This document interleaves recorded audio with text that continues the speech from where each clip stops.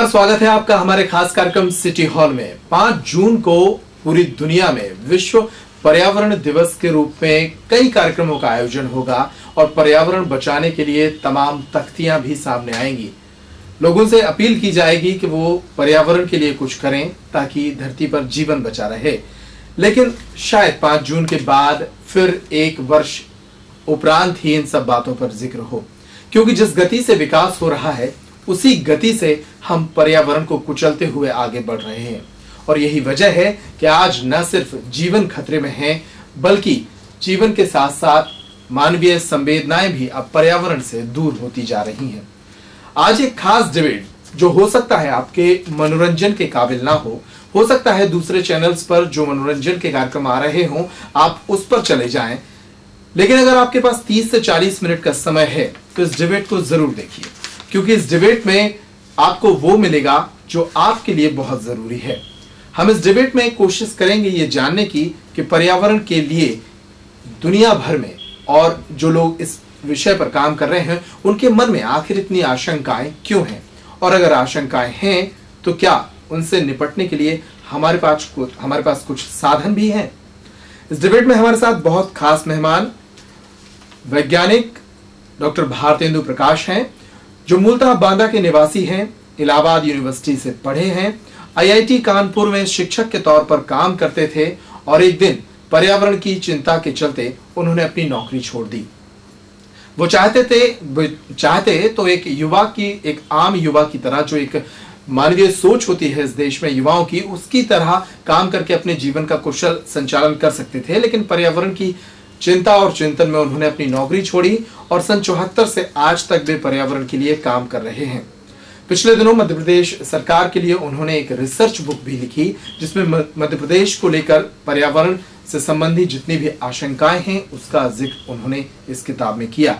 वो अपने अहम विचार इस कार्यक्रम में रखेंगे। साथ ही हमारे साथ मौजूद हैं एक ऐसे व्यक्ति जो पर्यावरण, पर्यटन, पॉलिटिक्स और अंतरराष्ट्रीय दृष्टि से इस पूरे कार्यक्रम में हमारे बीच अपने विचार रखेंगे। खजुराहो से सुधीर शर्मा जी। सर, आप दोनों का बहुत बहुत शुक्रिया इस कार्यक्रम में। शुरुआत में इस कार्यक्रम में दर्शकों को जोड़ने के लिए सर मैं यही चाहूंगा, क्या हमेशा की तरह इस बार का जो पर्यावरण दिवस है वो भी हमें उसी तरह की चर्चाओं और उसी तरह की आशंकाओं के बीच ही केंद्रित करना चाहिए, और आखिर क्यों इतनी आशंकाएं हैं आप लोगों के मन में? क्या हो रहा है धरती पर? सर, आपसे। वस्तुतः पर्यावरण को समझना बहुत जरूरी है। पर्यावरण कोई बाहरी चीज नहीं है। हमारे शरीर के बाहर जो कुछ भी है सब कुछ पर्यावरण के अंतर्गत आता है। अगर हम स्वस्थ रहना चाहते हैं तो हमारे चारों तरफ एक स्वस्थ वातावरण होना चाहिए। स्वस्थ वातावरण कैसे होगा ये समझना बहुत जरूरी है। वायु जो हम सांस में लेते हैं वो अगर प्रदूषित होगी तो हमारा जीवन खतरे में पड़ जाएगा। पानी जो हम पीते हैं अगर वो प्रदूषित होगा तो बहुत दिनों तक हम जीवित नहीं रह सकते हैं। अगर भोजन जो हम करते हैं, अनाज जो खाते हैं, सब्जियां जो खाते हैं, जो आजकल हो रहा है, उसमें इतने कीटनाशक डाले जाते हैं, इतनी रासायनिक खादें डाली जाती हैं, वो जो हम खाते हैं उनसे हमारे जीवन की अवधि कम होती जा रही है। हमने अपने चारों तरफ जो जंगल था, जो पहाड़ थे, जो नदियां थीं, उनकी कभी इज्जत, ये देश जो नदी को माँ मानता था, पहाड़ को पिता के रूप में मानता था, वो पहाड़ को काट करके गगनचुंबी इमारतें बना रहा है और नदी को बांध करके उसको मार रहा है। नदी का बांधना का मतलब है नदी का मर जाना। ठहरा हुआ पानी जहरीला हो जाता है, ठहरा हुआ पानी प्रदूषित हो जाता है। अगर नदी के पानी को ठहराओगे, चाहे वो गंगा जैसी ही नदी क्यों ना हो, एक बांध बनने के बाद उस नदी के आगे जो धारा जाती है वो स्वस्थ नहीं होती है, वो जहरीली होती है अगर बच गया तो पानी। इस तरह से क्या है कि हम अगर चारों तरफ अपने देखते हैं तो हमारी जमीन, हमारे पहाड़, हमारे जंगल, और जंगल और पहाड़ का सबसे बड़ा योगदान है वर्षा में। अगर जंगल पहाड़ नहीं होंगे तो वर्षा नहीं होगी। अगर पहाड़ बादल को रोकने वाला, आकर्षित करने वाला कोई नहीं होगा तो वर्षा नहीं होगी, ये निश्चित है। और यही हम बुंदेलखंड, खास करके बुंदेलखंड की बात हम करें जी, तो अब हम एक लंबे सूखे के अंतराल से गुजर रहे हैं। 4 साल सूखा पड़ता है, फिर 1 साल काफ़ी ज़्यादा वर्षा हो जाती है। ये पहाड़ों और जंगलों के न होने के कारण है। ठीक से जो उनका जो स्वास्थ्य था वो खराब हो गया, जंगल कट चुके हैं। और जंगल के जो योगदान थे उनको भी आदमी समझता नहीं है। पेड़ों को काटना तो चाहता है, लेकिन पेड़ों को लगाने मात्र से काम नहीं चलने वाला है। क्योंकि आप 20 साल में जिस पेड़ को तैयार करते हैं उसके बाद वो कुछ करने लायक होता है पेड़, उस 20 साल के बीच में न जाने कितने गुने पेड़ कट जाते हैं। तो जो आप एक पेड़ लगा करके कहेंगे वृक्षारोपण कर दीजिए, वृक्षारोपण से नहीं होगा, वृक्षों को बचाने से होगा। जो आज है उसको बचाया जाए। वृक्ष तो खैर आप बचा सकते हो, वृक्ष लगा भी सकते हो, लेकिन एक बार पहाड़ जो कट जाता है वो दोबारा पहाड़ नहीं पैदा किया जा सकता वहां पर। तो ये चीजें समझनी होंगी हमें। अपने चारों तरफ अगर वातावरण संतुलित रखना है, अगर हमको स्वस्थ रहना है, अगर हमको जीवन, हम हिंदू तो मानता है ना कि अभी तो ये कलयुग का चौथा चरण चल रहा है, चौथा मतलब 1/4 चरण चल रहा है। तो इसका मतलब 3/4 चरण और बाकी हैं। तो जिस तरह के विकास की बात हम कर रहे हैं उसमें तो मुझे लगता है कि ये चरण भी पूरा नहीं होगा और मानवीयता खत्म हो जाएगी। जिस प्रकार से हम जंगल काट रहे हैं, जिस प्रकार से हम खेतों की सिंचाई कर रहे हैं, जिस प्रकार से खेतों में हम जहर डाल रहे हैं, जिस प्रकार से हम पानी को, हवा को, सबको प्रदूषित कर रहे हैं, तो ये जीवन तो ज़्यादा चलने वाला नहीं है। ये इतनी जल्दी और किस समय ख़त्म हो जाएगा। अमेरिका के एक चिंतक हैं लेस्टर ब्राउन, उन्होंने इस बात को बहुत साफ लिखा है कि पहले तो जो सभ्यताएं खत्म हुई वो एक एक कारण से खत्म हुई। सुमेर सभ्यता खत्म हुई, माया सभ्यता खत्म हुई। वो किसी ने ज़्यादा सिंचाई करके खेती की थी, किसी ने ज़्यादा जंगल काट दिए थे। लेकिन आज की स्थिति में हम सब कुछ कर रहे हैं जो सभ्यता खत्म होने के लिए पर्याप्त कारण है।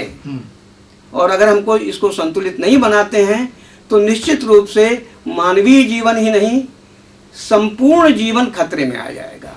और मनुष्य बिना औरों के रह नहीं सकता है। मनुष्य एक ऐसा प्राणी है जिसको हर समय किसी न किसी के साथ की जरूरत होती थी। पशु के साथ की जरूरत होती है, पक्षी भी उसको मदद करता है, पेड़ पौधे भी मदद करते हैं। वो बिल्कुल भाई की तरह हैं, मित्र की तरह हैं, परिवार की तरह हैं। अगर ये परिवार नहीं रहेगा तो मनुष्य कितने दिन जिंदा रहेगा ये कुछ मालूम नहीं, कितने दिन जीवित रहेगा।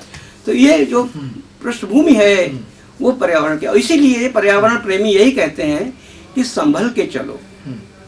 ये जो गहन आशंकाएं एक वैज्ञानिक की दृष्टि से आपने सुनी, समझी, एक आम आदमी को भले ही इन सब बातों से उतना सरोकार ना हो, उसे समझ ना आती हो ये बातें, लेकिन व्यवहारिक तौर पर जब आप इन सब चीजों को देखते हैं क्या कमी लगती है और कहाँ लगता है कि सुधार की बहुत आवश्यकता है? आदरणीय डॉक्टर साहब ने जितने बिंदुओं पर प्रकाश डाला वो बहुत ही महत्वपूर्ण है। अगर विकास का जो हमारे जीवन में बहुत महत्वपूर्ण अंग आज की डेट में विकास की राजनीति हो रही है, विकास के लिए सब दौड़ रहे हैं, लेकिन अगर प्राकृतिक अपने संसाधनों का संरक्षण नहीं किया गया तो ये विनाश का भी कारण बन जाएंगे। आज हम शुरुआत करते हैं उन विकसित देशों की जिन्हें आज के समय विकासशील देशों में जोड़ा जा रहा है। उनमें सबसे बड़ा है चाइना। चाइना का अगर अपन उदाहरण देखें, उसके बाद में मैं अपने भारत के बड़े शहरों पे आऊँगा। चाइना में बिगर प्राकृतिक संसाधनों पर और अपनी प्रकृति को इतना रिस्पेक्ट नहीं दिया गया जितना विकास पे दिया गया। आज चाइना भले ही तकनीकी रूप से विकसित हो, लेकिन हर तीसरे व्यक्ति को वहाँ पर कैंसर है और वाटर पोल्यूशन की हालत इतनी, हम भी उसी तरफ बढ़ रहे हैं। हम अभी इतने नहीं है, क्योंकि हमारे यहाँ अभी भी पर्यावरण के लिए हमारी कुछ ऐसी धार्मिक नीतियाँ भी कि हम लोग रिस्पेक्ट करते हैं, जैसे पेड़ों की पूजा करते हैं, जल की भी पूजा होती है, पूजा करते हैं हम विश्वास करते हैं कि हमारी धार्मिक रीतियाँ भी हमें कुछ सहयोग देंगी। लेकिन हम जहाँ तक विकास की बात करें, सबसे बड़ी बात आती है जहाँ भी आस्था के धार्मिक स्थल हैं, हम शुरुआत करें अपने सबसे महत्वपूर्ण धार्मिक स्थल वाराणसी की। वहाँ करीब 80% धार्मिक टूरिस्ट आता है, और जो भी विदेशी पर्यटक आते हैं वो गंगा की स्थिति देखकर बहुत दुखित हो जाते हैं। आपने देखा होगा कि जितनी भी हमारे वर्ल्ड में डॉक्यूमेंट्री फिल्म दिखाई जाती हैं, उसमें ताजमहल बाद में दिखाया जाता है, पहले गंगा दिखाई जाती है, दिखाई जाए। और जब उसकी स्थिति देखते हैं, शायद इसी को सोच के, क्योंकि अपने भारत के इतिहास में पहली बार कोई पर्यावरण प्रेमी इतने समय बाद अपने देश में एक प्रधानमंत्री के रूप में आए हैं, और उन्होंने मेरा ये सोच है कि इसी वजह से उन्होंने बनारस को अपनी रणभूमि चुना। लेकिन जो हालात अगर हम पूरे देश के देखें, जो बुंदेलखंड पर एक रिसर्च बुक सर की आई है जी, उनमें जो स्थितियां दिखती हैं, उससे तो ऐसा लगता है कि अभी तो बहुत काम बाकी है। सर, बुंदेलखंड की जो आपकी रिसर्च बुक है, उसमें कौन कौन से अहम बिंदुओं पर आपने प्रकाश डाला है, और कहाँ ऐसा है कि वो रेड सिग्नल है जो ऐसे लोगों को, पॉलिटिकल लीडर्स को या सरकारों को इंगित करने की बहुत जल्दी ही जरूरत है? अगर सरकारों के पास और पॉलिटिकल लीडर्स के पास धैर्य पूर्वक पढ़ने का समय हो जी, और सोचने का भी समय हो, तो हमारी रिपोर्ट मदद कर सकती है। वस्तुतः आज की स्थिति ये है कि राजनीतिक लोग जो है वो बहुत अधिक दूसरी चिंताओं में व्यस्त रहते हैं।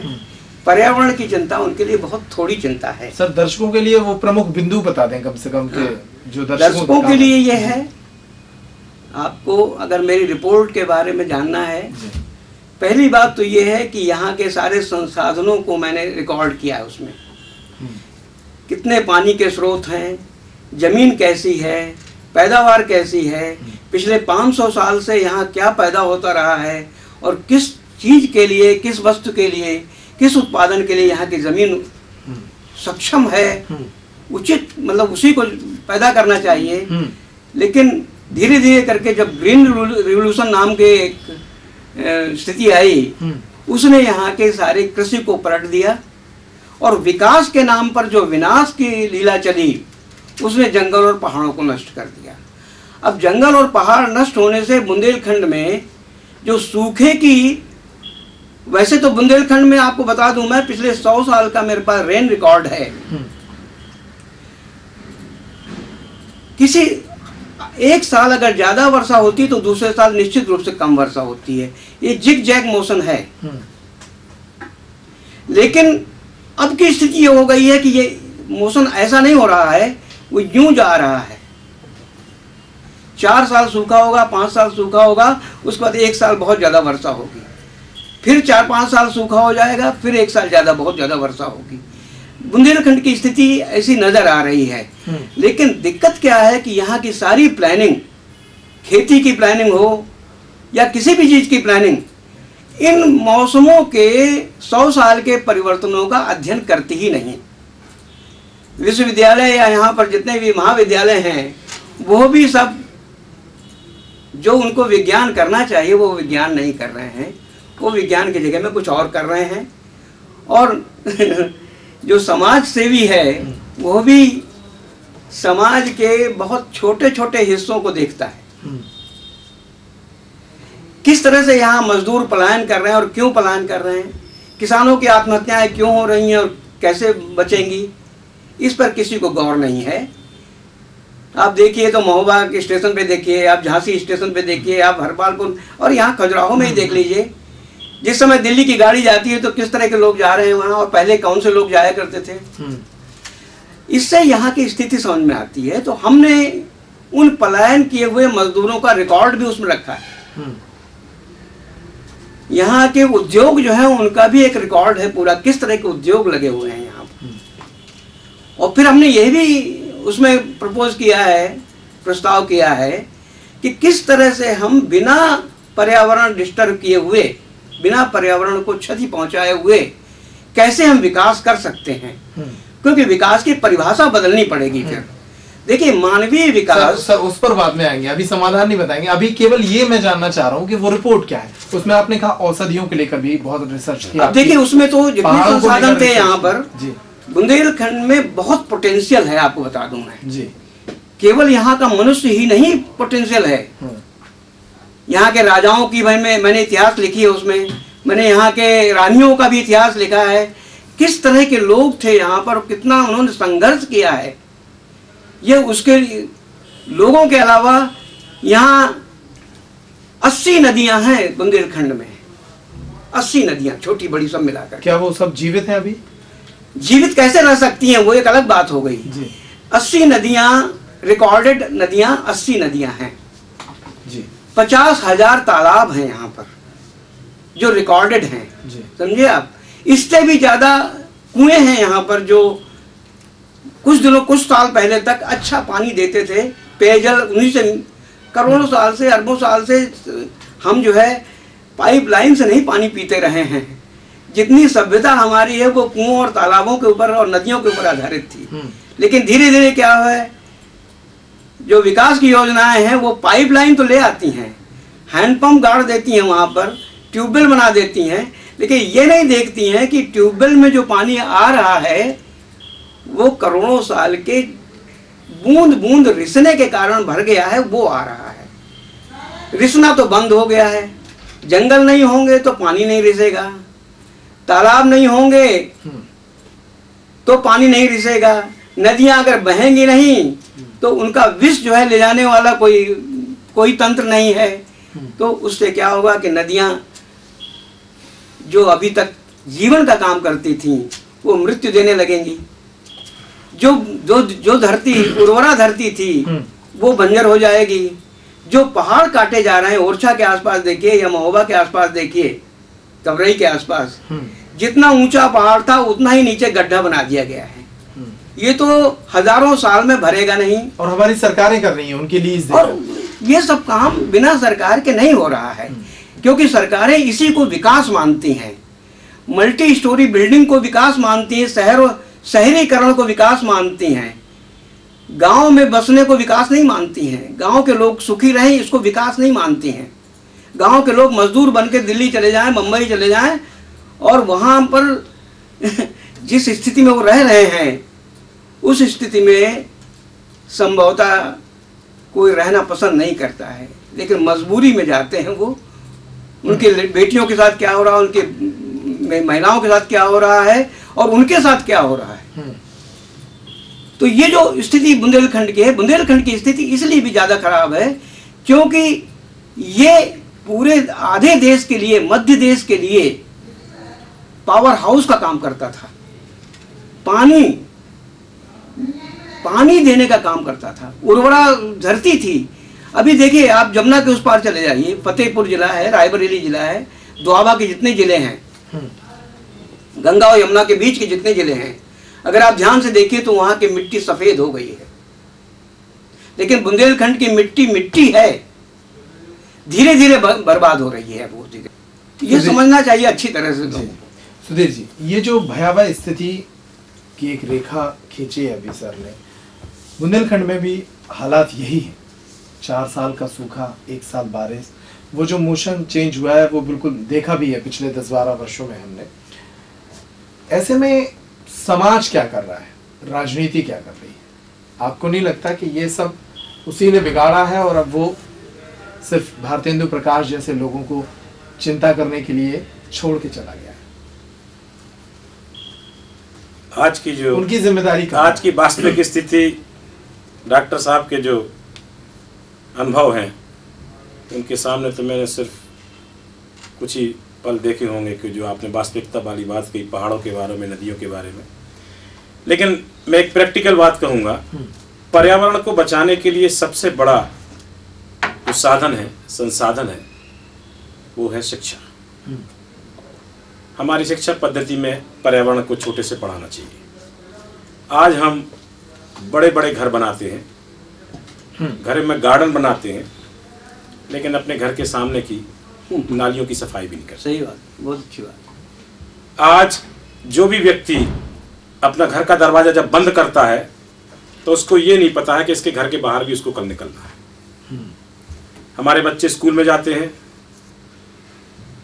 जहां मन होता है वहां फेंकते हैं, टीचर्स भी उनसे कुछ नहीं कहते हैं और वो वापस चले जाते हैं। मैं थोड़ी सा आपको एक उदाहरण दूंगा। अभी पूरे वर्ल्ड में एक रिसाइकलिंग के लिए कि हर जगह कि जितनी जगह अपन कूड़ा करकट फेंकते हैं, ये सारी यूजफुल चीज़ें हैं।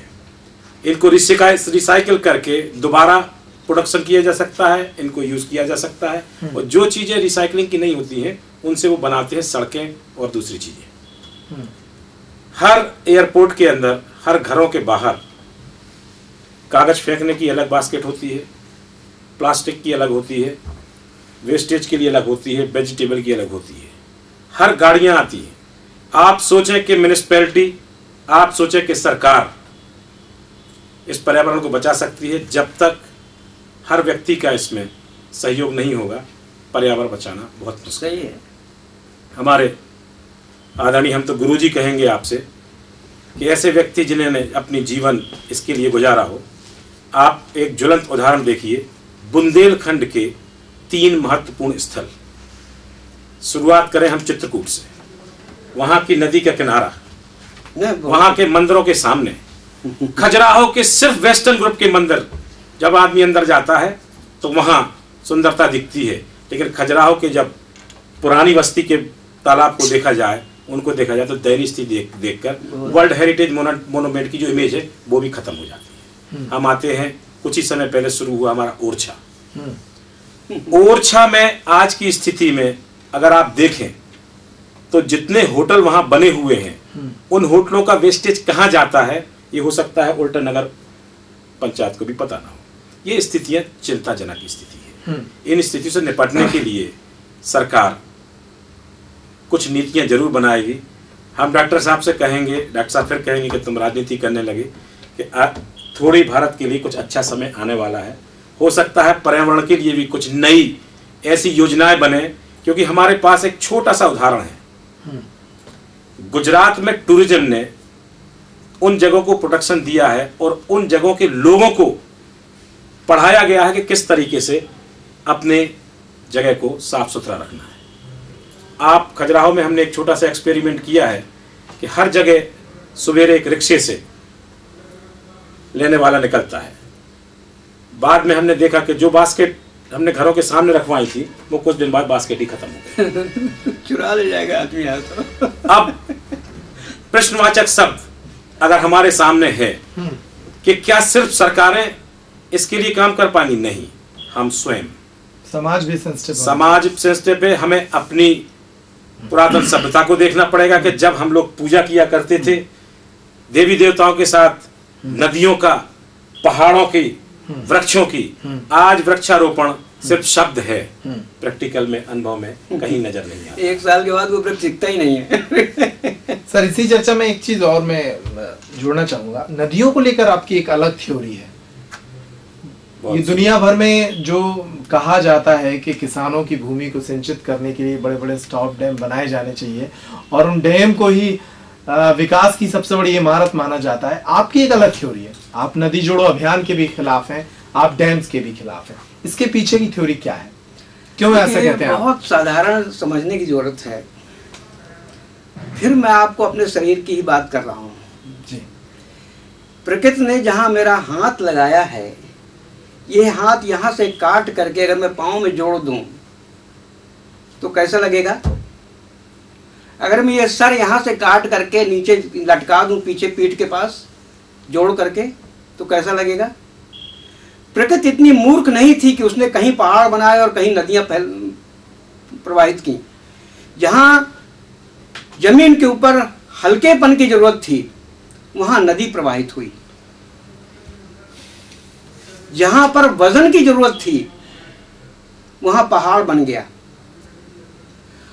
अब आप चाहते ये हैं कि पहाड़ तो काट दिया जाए और नदी के ऊपर एक पहाड़ जैसा डैम खड़ा कर दिया जाए, तो ये असंतुलन जो होता है, और खास करके जो इस समय पहाड़ कट रहे हैं, वो केवल धरती के तल तक नहीं कट रहे हैं, वो नीचे तक जा रहे हैं। अगर उनका बस चले तो वो पाताल पहुंच जाए, वहां से ग्रेनाइट निकाल दें। हीरे का खनन हो रहा है, क्या हीरा इसी पीढ़ी के लिए है जितना खोदना है यहां से? क्या आने वाली पीढ़ियों को हीरे की जरूरत नहीं पड़ेगी? क्या लोहा जितना अभी है वही एक पीढ़ी में खत्म कर दिया जाए? क्या आने वाली पीढ़ियां लोहा नहीं इस्तेमाल करेंगी? आप कल्पना कीजिए कि सम्राट अकबर और सम्राट अशोक के ज़माने में अगर ये टेक्नोलॉजी विकसित होती और उन्होंने सारा हीरा, सारा सोना, सारा एल्यूमिनियम, सारा लोहा निकाल लिया होता, तो आज हम किस स्थिति में रह रहे होते। तो मुख्य बात यह है कि हमको ये देखना पड़ेगा कि हम किस तरह से चीजों का इस्तेमाल करें। और विकास किसे कह रहे हैं? और अभी मोदी जी ने जो कहा कि प्राकृतिक संसाधनों का सही रूप में, अब सही रूप में देखना है, क्या है वो सही रूप। अगर सही रूप वास्तव में संतुलित करना सही रूप है, अगर वास्तव में विकास की परिभाषा को बदलना सही रूप है, तब तो वो सही रास्ता है। अगर विकास का वही परिभाषा वही रहेगी, विनाश की तरफ ले जाने वाली विकास की परिभाषा रहेगी, पर्यावरण को बर्बाद करके शहरीकरण होगा, नगरीकरण होगा, गांव को गरीब करके नगर में बड़े सेठ बनेंगे, थोड़े से अंबानी बनेंगे, थोड़े से बिरला बनेंगे, थोड़े से टाटा बनेंगे, और उन सब की इनकम हमारी इनकम से जोड़ करके एवरेज निकाल दी जाती है। जिसके पास एक भी पैसे की इनकम नहीं है उसकी, और जो बहुत ज़्यादा अर्न कर रहा है, इन दोनों को मिला करके जो एवरेज हो जाता है उसको कहते हैं राष्ट्रीय एवरेज आ गया ये है। अब आप समझ सकते हैं कि एक नदी की गहराई है, अगर हम ये मान लें कि नदी कहीं 5 फीट गहरी, कहीं 10 फीट गहरी, कहीं 7 फीट गहरी, कहीं 8 फीट गहरी, और उसका एवरेज निकाल दें कि 6-7 फीट का आदमी निकल सकता है उसमें, इससे बड़ा होगा वो निकल जाएगा, उससे नीचे होगा डूब जाएगा, तो न जाने कितने छोटे लोग जो है उसमें डूब जाएंगे।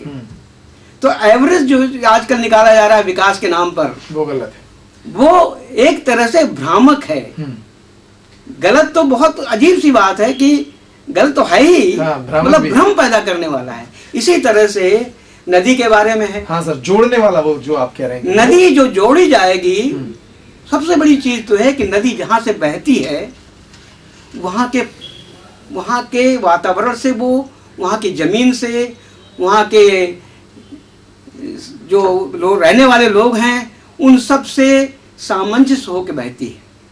उस समय भी यही अध्ययन हुआ था, मेरे पास तो पूरा रिकॉर्ड है 2002 से लेकर के अब तक का, कि ये एक अवैज्ञानिक। और दूसरा जो मैं कहता हूं नदी जोड़ के, उसमें आप अमेरिका को अध्ययन कीजिए, इस समय क्या हो रहा है वहां हजारों प्रोजेक्ट ऐसे चलाए जा रहे हैं कि नदी को वापस लाया जा रहा है अपने रास्ते में, डैम तोड़े जा रहे हैं। स्पेन ने इसी कार्यक्रम को चालू किया था, सरकार जब आई, उसने जब अध्ययन किया तो उसने डिस्कार्ड कर दिया, उसने हटा दिया, उसको निरस्त कर दिया उस पूरे प्रोग्राम को। चाइना ने अपनी नदियां जो जोड़ी थी उसका जो भयावह रूप उनके पास आया है, उससे उन्होंने काफी सीख ली है। हम ऐसे समाज हैं जो पाप करना चाहते हैं और फिर गंगा नहाना चाहते हैं, न दूसरों के अनुभव से कुछ सीखना चाहते हैं, न दूसरों के कार्यक्रमों को देखना चाहते हैं। हम जो चाहते हैं वो हम कर लेते हैं, उसके बाद कहते हैं अरे गलती हो गई हमसे बहुत। पश्चाताप के हम पश्चाताप वाले समाज हैं। इसीलिए गंगा को हम मानते हैं कि जब जाएंगे सारा पाप धुल जाएगा वहां पर। इसी तरह से कई हमारे पूरे समाज की स्थिति ये है कि हम सोच कर काम नहीं करते हैं, काम करने के बाद सोचते हैं। हमारे पूर्वजों का कथन था, काम करने के बाद सोचता है जो, वो मूर्ख है, जो सोच के काम करता है वो विद्वान है। हम विद्वान बनना चाहते हैं कि मूर्ख बनना चाहते हैं? हम इस समाज को किस रूप में ढालना चाहते हैं? आपने शिक्षा की बात की, बहुत अच्छी बात की, लेकिन आज शिक्षक क्या है? ये शिक्षा का जो अभी इस समय ढांचा चल रहा है अंग्रेजी माध्यम के नाम से, केवल अंग्रेज बनाने की कोशिश हो रही है। इस देश को ना अंग्रेज बना पाएंगे, ना आप हिंदुस्तानी छोड़ पाएंगे। ये त्रिशंकु जो हमारे मैथोलॉजी में कंसेप्ट है, उस त्रिशंकु की स्थिति में हम लोगों को डालना चाहते हैं। सारे युवा IIT इंजीनियर बनना चाहते हैं, सब जाना चाहते हैं कंप्यूटर में। न कोई मैकेनिकल इंजीनियर बनना चाहता है, न इलेक्ट्रिकल इंजीनियर बनना चाहता है, न सिविल इंजीनियर बनना चाहता है। जैसे कि समाज में केवल कंप्यूटर की जरूरत है और कुछ भी जरूरत नहीं है। उसी से खेती हो जाएगी, उसी से घर बन जाएंगे। और इसीलिए क्या होता है कि जो निर्माण हो रहा है उसमें कोई इंटेलिजेंसिया नहीं है। वो सोचता ही नहीं है कि क्या लगाना होगा। आप जैसे कह रहे थे संगमरमर लगा रहे हैं, अब हम संगमरमर में जब रहते हैं तो हमें बहुत दुख होता है कि अरे हमारे घर में तो संगमरमर लगा दिया है बिल्डर ने। लेकिन बिल्डर के पास ये सोच नहीं था, उसने उसको आकर्षक बनाया ताकि बिके अच्छा, ताकि खूब अच्छी तरह से प्रॉफिट हो उसको। तो वहां तो प्रॉफिट ओरिएंटेशन है। ये प्रॉफिट ओरिएंटेशन व्यापार में भी चला गया है, राजनीति में भी चला गया है, सब हर स्तर पर प्रॉफिट ओरिएंटेशन चला गया है। और लॉन्ग टर्म प्लानिंग जो होनी चाहिए, लंबे समय की, 100 साल की, 1000 साल की, क्योंकि हमारा समाज इतनी जल्दी तो मरने वाला नहीं है। कलयुग के अभी पहला चरण चल रहा है, अभी 3 चरण और बाकी हैं। हिंदुओं की बात करूंगा अगर मैं, तो उन 3 चरणों के लिए हम क्या छोड़ रहे हैं? कोई हीरा छोड़ रहे हैं, कोई लोहा छोड़ रहे हैं, कोई पत्थर छोड़ रहे हैं। क्या वो हवा में रहा करेंगे? क्या वो सब चांद में चले जाएंगे और चांद में रहेंगे, या मार्स में, मंगल में रहेंगे? कहाँ रहेंगे वो? इसके लिए कोई प्लानिंग नहीं है। तो लॉन्ग टर्म प्लानिंग जब तक नहीं होगी, लंबे समय तक की प्लानिंग करें अगर हम, तब हम संतुलित कर सकते हैं। अभी देखिए अमेरिका में एक कंसेप्ट अभी आया, आर्मी को बताया गया वहां कि 2040 डीजल पेट्रोल का अंतिम साल है। हम क्या कर रहे हैं? सारी दुनिया की गाड़ियां यहां बिकने आ गई हैं, जो कहीं नहीं बिकती वो यहां बिकती हैं। हमारा युवा मोटरसाइकिल उसके लिए ख्वाब बन गया है। हमारे किसान के लड़के भी जो हैं, जब क्रेडिट लिया जाता है बैंक से खेती के लिए, तो पहले मोटरसाइकिल खरीद लेते हैं और फिर उसके बाद क्या हासिल होता है? वही मोटरसाइकिल वाले किसी की चेन खींच रहे हैं गले की, वही मोटरसाइकिल वाले जो है मर भी रहे हैं एक्सीडेंट में। तो ये जो स्थिति है हमारी कि हम अपने को भूलते जा रहे हैं। भरत डोगरा का लेख है, जीएम फसल परीक्षण की मंजूरी खतरनाक। अब हम जीएम को बढ़ावा दे रहे हैं, हम मांग रहे हैं केंद्रीय सरकार से कि साहब पर्यावरण स्वीकृति जल्दी दीजिए। माने हम जंगल जल्दी काटें, पहाड़ जल्दी काटें, सड़कें हम 4-4 लेन की, 6-6 लेन की बनाने की कोशिश कर रहे हैं, और डीजल पेट्रोल का भविष्य केवल 2040 तक का है। 2014 हो गई है। कितने सालों के लिए हम ये 4 लेन और 6 लेन की बात कर रहे हैं? और 4 लेन 6 लेन के पीछे बगल के पेड़ों को काटना जो है समाहित होता है, आसपास के जंगलों को काटना समाहित होता है, नदियों को तोड़ना समाहित होता है, पहाड़ को तोड़ना, नदी को, मतलब नदी तो मर ही जाएगी उसके बाद, बिल्कुल बांध के बाद नदी मर जाएगी। तो हर रोज एक पहाड़ की मौत हो रही है, हर रोज हमारा पर्यावरण जहरीला हो रहा है, और भी तमाम आशंकाएं हैं।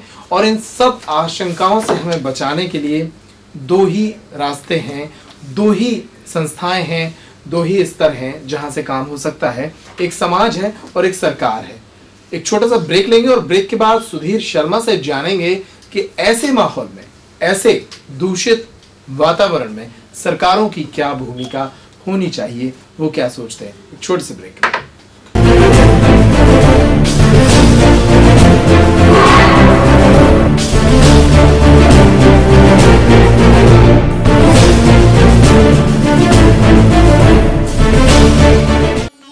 ऑफिस और काम की थकान के बाद मन चाहता है सुकून के 2 पल, और इन्हीं पलों के लिए जिंदगी की जमा पूंजी में से हम देखते हैं एक हसीन और सुरक्षित आशियाने का ख्वाब। हम बदलते हैं आपके ख्वाबों को हकीकत में, क्योंकि अपना घर अपना ही होता है। पेप्टिक टाउन, कल के लिए एक सुरक्षित निवेश।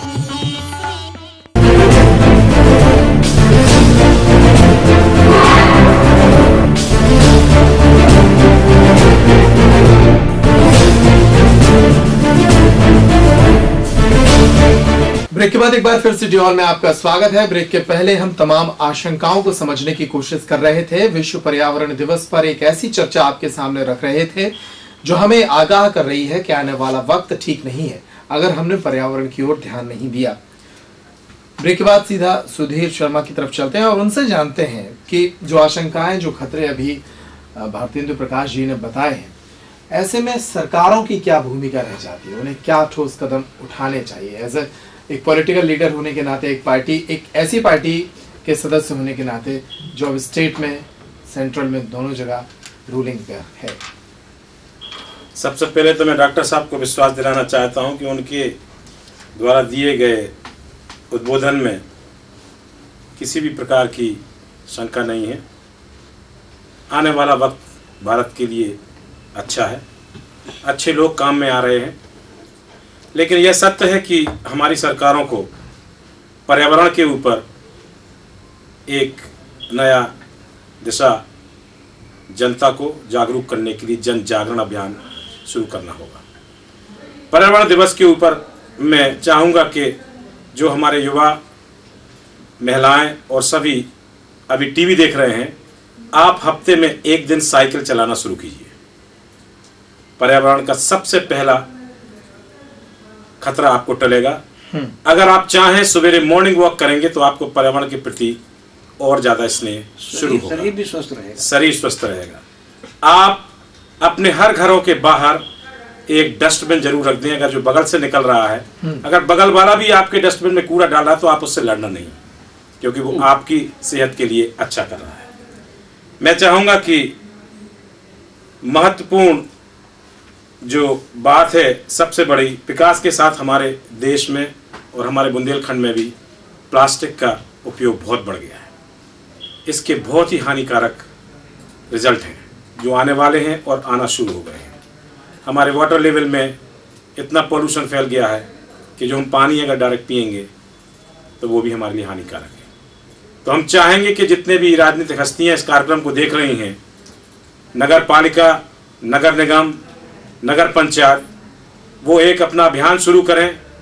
जो लोग अपना कूड़ा घर के बाहर फेंकते हैं उनको अपनी डस्टबिन में डालने के लिए और उसको सवेरे की सवेरे उठाया जाए।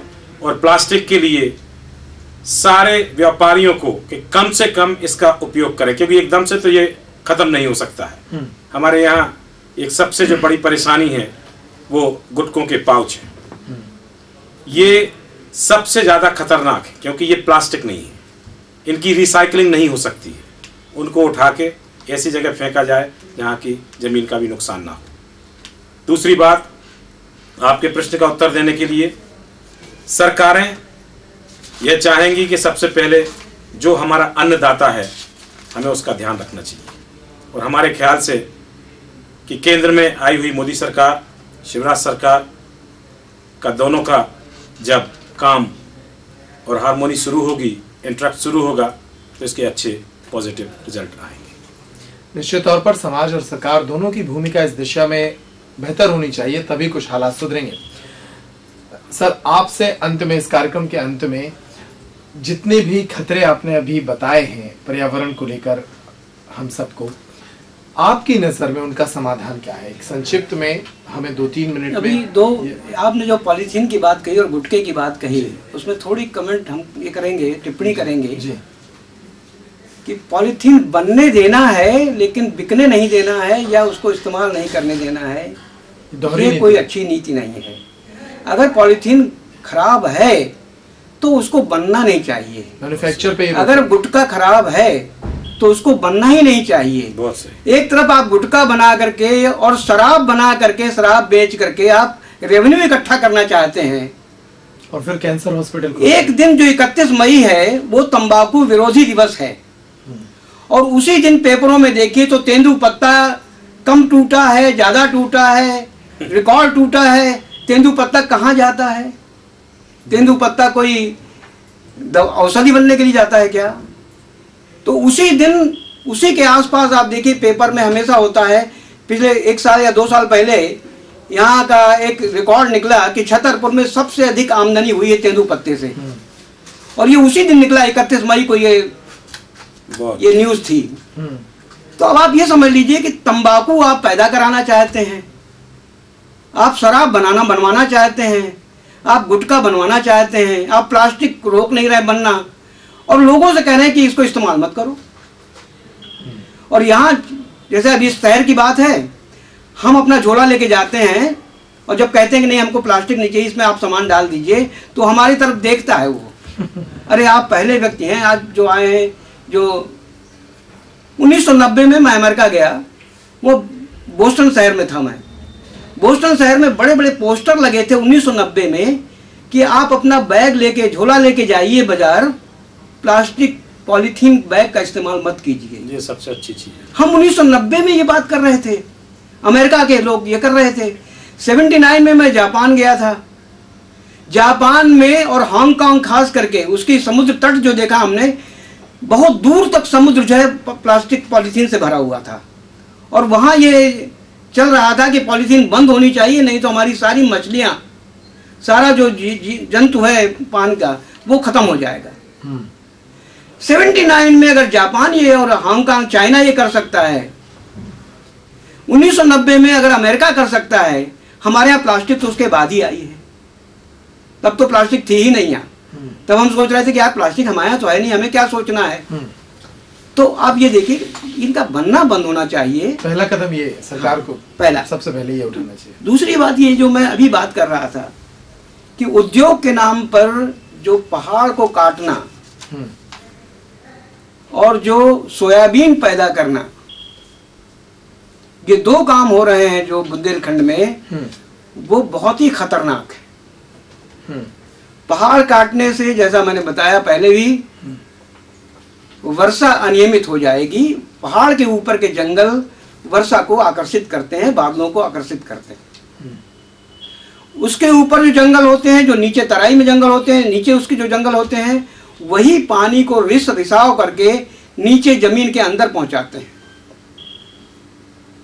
पत्तियां जो गिरती हैं वो सड़ करके ह्यूमस बनाती हैं। जब बाढ़ आती है तो खेतों में आकर के वो ह्यूमस नदी के साथ आ जाता है। एक जमाने में ये था कि अगर बाढ़ आ गई, हमारे खेतों से बाढ़ गुजर जाए, तो उसमें उत्पादन ज्यादा होने लगता था। पुराने किसान यही बताते हैं। आज स्थिति यह है कि बाढ़ आती है तो रेत भर जाता है हमारे खेतों में। वो अगले कई सालों तक, जब तक रेत नहीं निकालो तब तक कृषि के लायक नहीं होता है। तीसरी बात यह है कि जब वर्षा होती है और पेड़ होते हैं उस जगह पर, तो पत्तियां उसकी स्पीड को, उसकी गति को कम कर देती हैं, छितरा देती हैं वर्षा को। उससे क्या होता है कि बाढ़ जो होती है उसमें मिट्टी नहीं आती है फिर, क्योंकि वो फोर्स नहीं जाती है। आज स्थिति है, बुंदेलखंड की स्थिति है, कोई भी नदी आप देख लीजिए। मेरे पास बहुत सारे नदियों के चित्र हैं जो मैंने पिछले 5-7 साल में लिए हैं। बरसात के समय में सब धूल से भरे हुए, मिट्टी से भरे हुए होते हैं। वो मिट्टी कौन सी जा रही है? 1 इंच मिट्टी प्रकृति को बनाने में 1000 साल लगते हैं, और हम हर बरसात में कई इंच मिट्टी बहा देते हैं। तो इनको तो बंद होना चाहिए ना। जंगल नहीं अगर बंद होंगे कटने तो वर्षा नहीं होगी, वर्षा नहीं होगी तो नदियों में पानी नहीं आएगा, तालाब में पानी नहीं आएगा, कुओं में तो आने की बात ही नहीं, क्योंकि कुएं तो बर्बाद कर दिए गए ट्यूबवेल खोद करके। और वो स्थायित्व खत्म हो जाता है अगर हम जंगल काट देते हैं तो। जंगल का जो बहुत सारे उपयोग हैं वो मैंने आपको बता दिए। पहाड़ का उपयोग मैंने बताया कि पहाड़ तो नदी की माँ होती है। पहाड़ नदी का पिता कहिए या माँ कहिए, हिमालय की पुत्री कही जाती है गंगा। इसी तरह से हिमालय, हमारे पहाड़ जो हैं वो नदी के या पिता कहिए चाहे माँ कहिए उनको। अगर पहाड़ नहीं रहेंगे तो अभी स्थिति आ रही है कि कोशिश ये हो रही है कि एक नदी को दूसरी नदी जोड़ दो तो पानी बढ़ जाएगा उसमें। ये उसी प्रकार से है जैसे आधा लोटा भरा हुआ हो, गिलास भरे हैं 2 आधे, उनमें 1 गिलास का पानी इसमें डाल दो तो क्या पानी बढ़ जाएगा? क्या 1 गिलास भर जाएगा, 1 गिलास बिल्कुल खाली हो जाएगा, या थोड़ा बहुत पानी रहेगा उसमें। तो ये समाधान नहीं है। समाधान है अच्छे जंगल, अच्छे पहाड़, नियमित वर्षा और वर्षा का प्रवाह, नदी का प्रवाह, क्योंकि नदी जहर को ले जाकर के समुद्र तक पहुंचा देती है। बुंदेलखंड एक समय दाल का कटोरा कहा जाता था। जैसे छत्तीसगढ़ धान का कटोरा कहलाता है, उसी प्रकार से बुंदेलखंड दाल का कटोरा कहलाता है। लेकिन सोयाबीन अकेले ने ज्वार तो खत्म किया ही उसने, मूंग को खत्म किया, अरहर को खत्म किया, उर्द को खत्म किया, और हमारे तिल जो था, जो यहाँ की मुख्य पैदावार थी तिल, उसको खत्म किया। 3 दालों को खत्म कर दिया, एक तेल के तिलहन को खत्म कर दिया और एक सीरियल ज्वार को खत्म कर दिया, बाजरे को खत्म कर दिया। तो इन सब को खत्म करने का श्रेय केवल सोयाबीन को है। और सोयाबीन का अंत क्या होता है? सोयाबीन का तेल जो निकालते हैं यहाँ, उनकी खली अमेरिका के सुअरों के खिलाने के लिए भेजी जाती है। यहाँ सोयाबीन की खली का कोई उपयोग नहीं है, सब एक्सपोर्ट होती है अमेरिका को। वहाँ के सुअर सोयाबीन की खली खाते हैं यहाँ की। तो हम वहाँ के सुअरों के लिए यहाँ दाल नहीं उगाएंगे, और दाल 100 रुपए किलो, 80 रुपए किलो खरीद करके खाने को, कितने लोग हैं जो दाल खाते हैं? मेरे घर में जब मैं पहुंचता हूं तो जो मेड काम करने आती है, उसको जब मैं दाल रोटी खिला देता हूं तो कहती है आज हमने महीने भर के बाद दाल खाई है। ये देश वो था जो दाल रोटी के ऊपर जिंदा रहता था, कहता था कुछ नहीं होगा तो दाल रोटी तो आई है अपने घर में। सबसे सहज जो थी अब वो सबसे मुश्किल हो गई, सबसे मुश्किल हो गई। तो इसलिए मैं सोयाबीन के खिलाफ हूँ, और इसीलिए मैं कह रहा हूँ कि यहाँ के कृषि विश्वविद्यालय अगर ऐसा हो, जो है नहीं अभी बिल्कुल, जलवायु के अनुसार खेती करना सिखाए पहले किसान, वो ऐसी फसलों को सिखाए। आज हम दाल कनाडा से मंगवा रहे हैं, आपको अधिकांश दाल मूंग की जो है कनाडा से आई हुई मिल रही है। तो बाहर के लोग तो हमारे लिए दाल पैदा कर रहे हैं, हम उनके लिए खली पैदा कर रहे हैं। ये हो गया है, अंत तक ये हो गया है। नदियां मैंने जैसा कहा प्रवाहित होती रहेंगी तो स्वस्थ रहेंगी, जमीन को भी स्वस्थ रखेंगी। जमीन के जहर को ले जाकर के समुद्र में छोड़ देंगी, नमक को छोड़ देंगी। आखिरकार समुद्र नमकीन क्यों है? समुद्र क्यों खारा हो गया? नदियों ने हर साल जमीन में जो भी साल्ट होता है, जो अवांछित नमक है, उसको ले जा करके वो समुद्र में डाल देती है और यहाँ साफ कर देती है। हमारा जो क्षेत्र है, हमारा गांव है, हमारा शहर है, उसके आसपास जो वातावरण है उसको ठीक कर देती है। तो नदी को बांधना बहुत ही खतरनाक है। नदी को बांधेंगे तो नदी मर जाएगी। हाँ सर, ये दूसरी बात यह है कि नदी को एक दूसरे से जोड़ना, जैसे मैंने पहले ही बताया है, वो एक दूसरे से जोड़ना वो अवैज्ञानिक है और उससे किसी को फायदा नहीं होने वाला। तो अच्छा यही हो कि विचार करके हम अपनी वर्षा को संयमित करें, ताकि हमारे यहाँ पानी की कमी ना हो, ताकि हमारी नदियाँ हमेशा बहती रहें। और नदी से पानी लिफ्ट किया जा सकता है, नदी से ऊपर वाले जगह पोर्शन से पानी निकाल करके और नहर बना के फिर उसमें डाला जा सकता है। मतलब बहुत आसान तरीके हैं जो पर्यावरण को बिना नष्ट किए हुए हम आगे बढ़ सकते हैं। इसके बाद क्या है, देखिए अभयारण्य हमारा किस हालत में चला जा रहा है। जंगली जानवर हमारे जो है वो किस हालत में है। बहुत बाघ का क्षेत्र है पन्ना, लेकिन बाघ को ढूंढने में बड़ी मुश्किल हो जाती है वहाँ। फिर बाहर से लाए जाते हैं दिखाने के लिए कि अब 2-4 बाघ हो गए हैं यहाँ पर। अरे आपने अगर अच्छा वातावरण रखा होता तो बाघ कहीं जाते ही नहीं, न मरते न कुछ होते। तो ये जो चीज है, देखिए समग्र है। मैं एक माफ कीजिएगा, आज तो हाँ, आप परिवार को कुछ बोल दीजिए। देखिए क्या है, अगर हम नदियों को जिंदा रखेंगे तो उसमें टरबाइन लगा करके हम बिजली पैदा कर सकते हैं। मंगल सिंह ललितपुर का एक किसान है, उसने जो डिस्कवरी की है, एक छोटा सा टरबाइन जिसमें 3 फीट का हेड है, वो चला करके उसको बिजली बना रहा है। वो उसको चला करके अपना पंप करता है, वो उसको चला करके सिंचाई के लिए पंप करता है पानी को। इस प्रकार के छोटे छोटे यंत्र जो नदी के प्रवाह को इस्तेमाल करके, तो हमारे पास तो इतनी बिजली हो जाएगी, 80 नदियां जिस समय जीवित हो जाएंगी यहाँ की, तो हमारे पास बेचने के लिए बिजली हो जाएगी बाहर। निश्चित तौर पर सर, आपके जो सुझाव हैं और अच्छा जो इस पूरे कार्यक्रम में निकल कर आए, अंत में जो मैं बताता हूँ वो ये सर, हम शासन तथा प्रशासन को शिक्षा संबंधी नीतियां बनाने के लिए स्थानीय संस्कृति, जीवन की समग्रता तथा व्यापकता और उसकी प्रभावशीलता पर ध्यान रखना होगा। बिना इसके अच्छी शिक्षा के, बिना सुशिक्षा के कोई पर्यावरण नहीं बच सकता। बिना समाज परक शिक्षा के, नौकरी परक शिक्षा नहीं, सुधीर जी, समाज के विकास परक शिक्षा और सही विकास जिसमें मानवीय विकास हो सके। बिल्डिंग का विकास नहीं, सड़क का विकास ही विकास नहीं कहलाता है। मनुष्य का विकास ही विकास होता है। बहुत जरूरी चीज है। उस तरफ हम जाना चाहेंगे सर। ठीक है, बिल्कुल सर। और निश्चित तौर पर जैसा कि सर ने कहा कि अमेरिका जैसे कई देश अपने बांधों को तोड़कर आज पुरानी स्थितियों में लौटने लगे हैं। एक वक्त आएगा जब हमें भी इस पूरे पर्यावरण को बचाने के लिए गाय, सेहतमंद खेती, साफ पानी और अच्छी बारिश की ओर लौटना पड़ेगा।